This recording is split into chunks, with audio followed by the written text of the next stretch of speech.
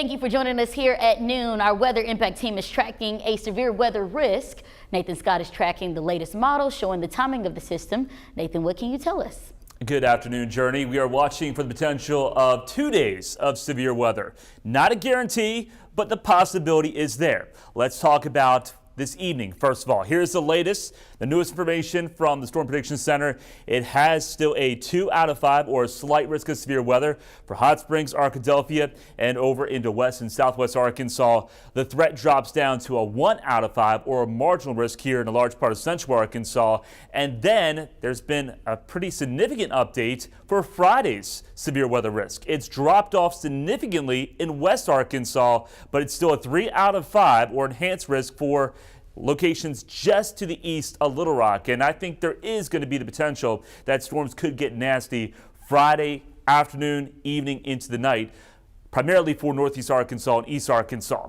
But for this evening, we do have the potential that if a storm reaches its maximum strength, it could produce a golf ball size hail. That is a possibility, most likely quarter size or smaller.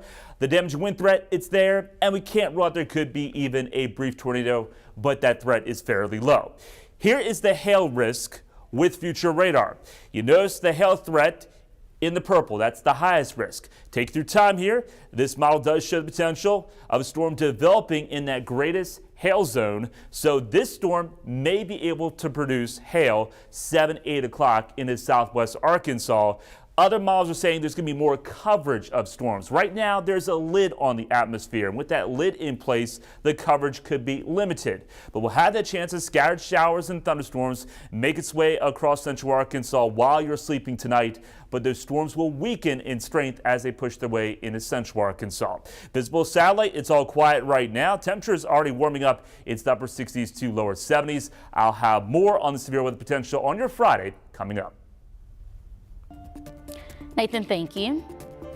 We turn now to a pair of missing persons alert. Take a look at your screen. To the left is 17-year-old Nevaeh Thomas.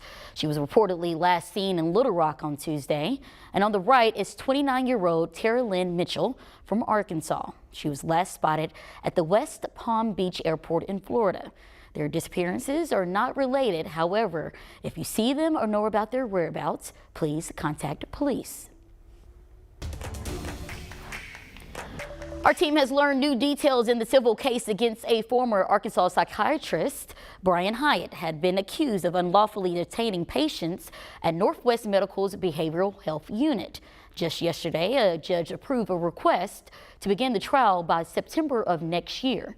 One lawyer representing 260 former patients says securing the trial date was a critical move.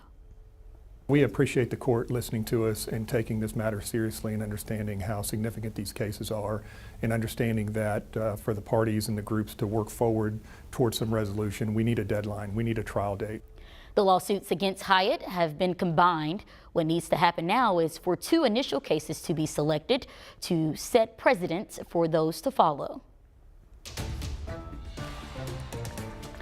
Well, teenager is behind bars this hour accused with attempted murder.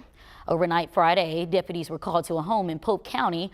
Upon arrival, they found a 56-year-old woman shot. Deputies then spoke with her and tracked down the 13-year-old accused shooter.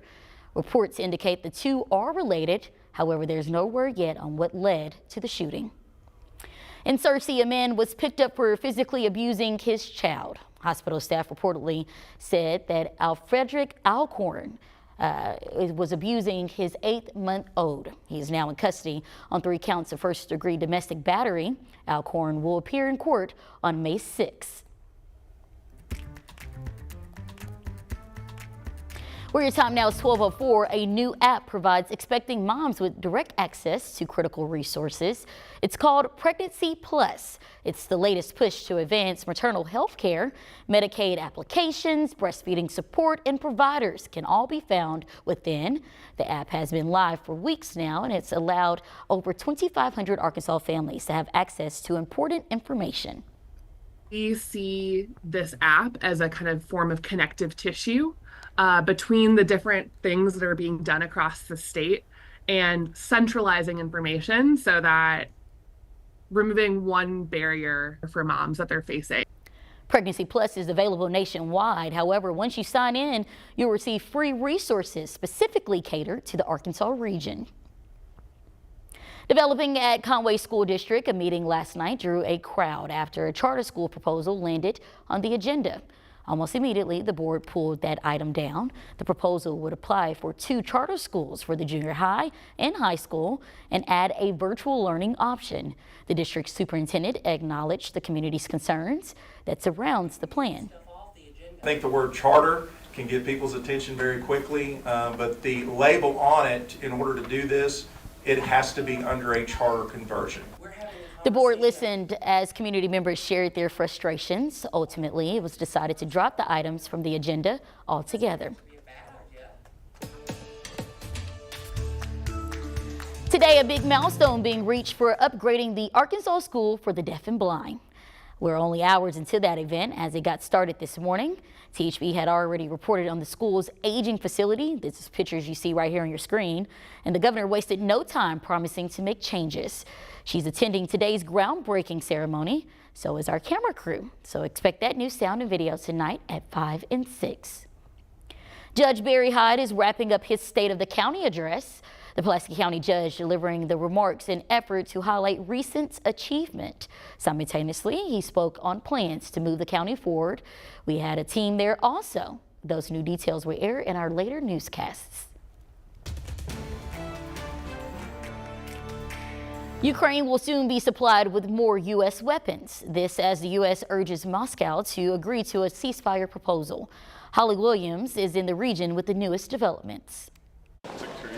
It's a confusing time for American diplomacy. After yesterday's meeting in Saudi Arabia, the US now appears to be back in Ukraine's corner and calling on Russia to agree to a 30-day ceasefire. If their response is yes, then we know we've made real progress and there's a real chance of peace. If their response is no, it would be highly unfortunate and it would make their intentions clear. Thank you for invitation. Just last month, President Trump called Ukraine's elected president a dictator. You don't have the cards. Before publicly berating him at the White House and then suspending U.S. security assistance and intelligence sharing with Ukraine. Both are crucial to this country's military. That pause has now been lifted, and the president's special envoy, Steve Witkoff, is expected to head to Russia for talks later this week. The only way this conflict can end is through negotiation. That's the only way you're going to have peace, is through negotiation.